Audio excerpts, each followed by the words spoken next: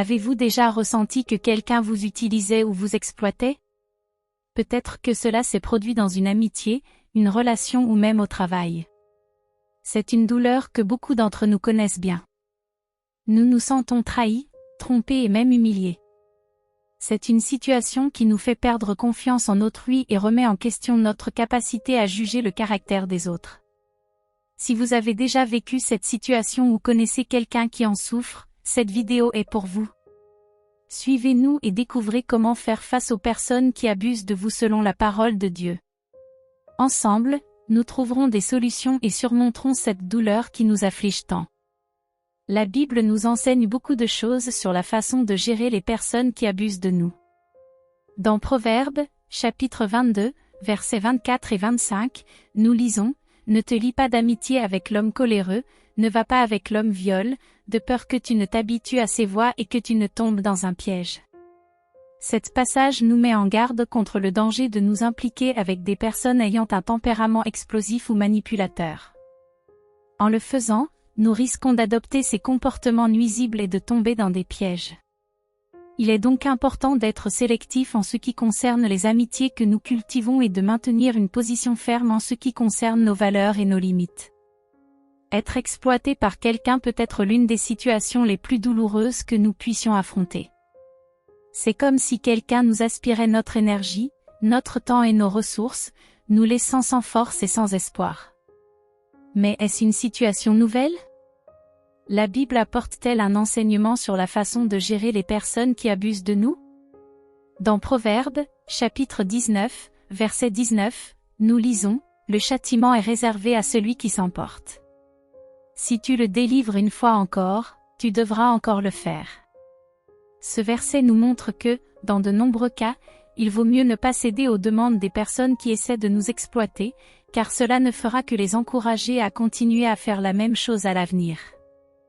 Mais que faire si la personne qui profite de nous est proche, comme un ami ou un membre de la famille? Dans ce cas, il peut être encore plus difficile de faire face à la situation. Cependant, la Bible nous enseigne que nous devons être fermes en ce qui concerne nos valeurs et nos limites, comme nous le lisons dans 1 Corinthiens, chapitre 15, verset 33, « Ne vous y trompez pas, les mauvaises compagnies corrompent les bonnes mœurs. » Que pouvons-nous apprendre de cela? Que nous devons être sélectifs en ce qui concerne les personnes avec qui nous nous associons et fermes en ce qui concerne nos valeurs et nos limites. Il est important d'avoir le courage de dire « non » quand c'est nécessaire et de faire confiance à Dieu pour nous donner la force et la sagesse dont nous avons besoin pour gérer les personnes qui abusent de nous. Il est très courant de rencontrer des personnes qui cherchent à profiter de nous, que ce soit financièrement, émotionnellement ou de toute autre manière. Ces personnes sont souvent habiles pour nous manipuler et nous faire sentir obligés de faire ce qu'elles veulent. Mais la Bible nous enseigne que nous ne devons pas permettre aux autres de nous manipuler et de nous tromper. Dans Matthieu, chapitre 10, verset 16, Jésus nous enseigne « Je vous envoie comme des brebis au milieu des loups, soyez donc prudents comme les serpents et simples comme les colombes. » Cet passage nous montre que nous devons être prudents et sages dans nos relations interpersonnelles, en particulier avec ceux qui peuvent vouloir profiter de nous. De plus, la Bible nous enseigne que Dieu est notre protecteur et notre défenseur. Dans Psaume, chapitre 91, versets 1 et 2, nous lisons « Celui qui demeure sous l'abri du Très-Haut repose à l'ombre du Tout-Puissant.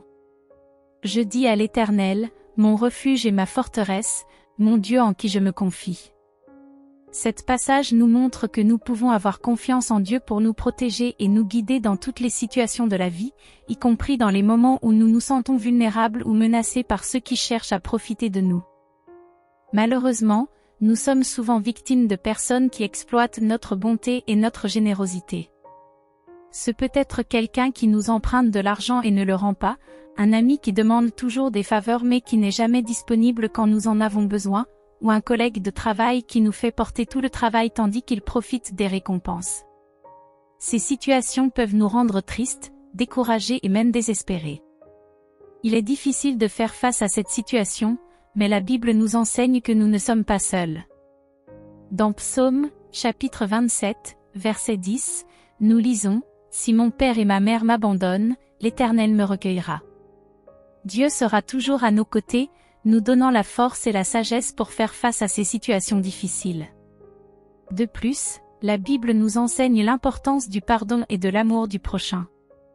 Dans Matthieu, chapitre 6, versets 14 et 15, Jésus dit, « Si vous pardonnez aux hommes leurs offenses, votre Père céleste vous pardonnera aussi, mais si vous ne pardonnez pas aux hommes leurs offenses, votre Père ne vous pardonnera pas non plus vos offenses. » Il est important de se rappeler que pardonner ne signifie pas accepter ou tolérer le comportement abusif de quelqu'un, mais plutôt se libérer du poids de la rancœur et du ressentiment.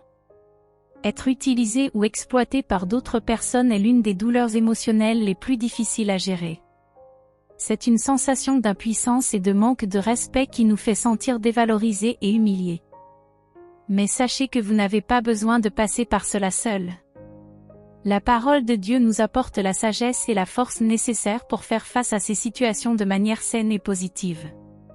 Dans la Bible, nous voyons des exemples de personnages qui ont affronté des situations similaires et qui ont trouvé dans la parole de Dieu l'orientation et la sagesse nécessaires pour faire face à ces défis. Dans Proverbes, chapitre 3, versets 5 et 6, nous lisons « Confie-toi en l'Éternel de tout ton cœur, et ne t'appuie pas sur ta propre intelligence, reconnais-le dans toutes tes voies, et il aplanira tes sentiers. » Cet passage nous montre que nous devons faire confiance à Dieu dans tous les domaines de notre vie, y compris dans les relations interpersonnelles. Lorsque nous remettons nos voies à lui, il nous guide et nous donne la sagesse nécessaire pour faire face aux situations de manière saine et positive. De plus, la Bible nous enseigne à aimer et à pardonner ceux qui nous font du mal.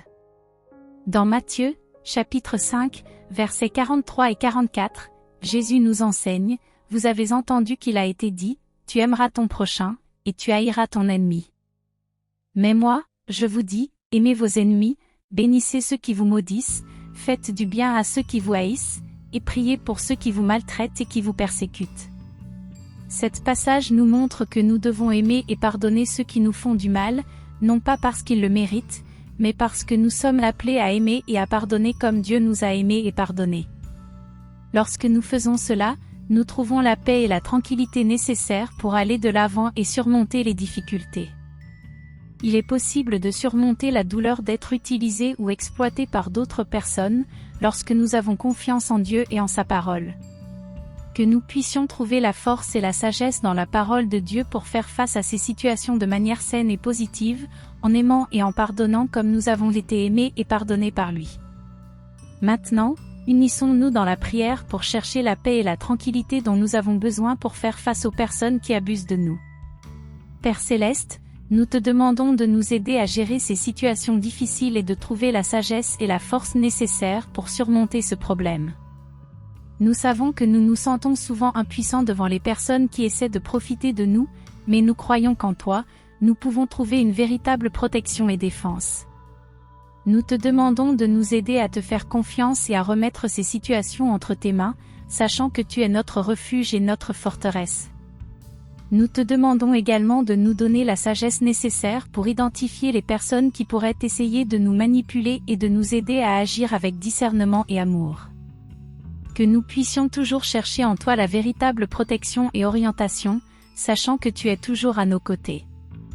Nous te prions de bénir toutes les personnes qui font face à des situations d'abus et d'exploitation et qui peuvent trouver en toi la force et le réconfort nécessaires pour surmonter ces obstacles.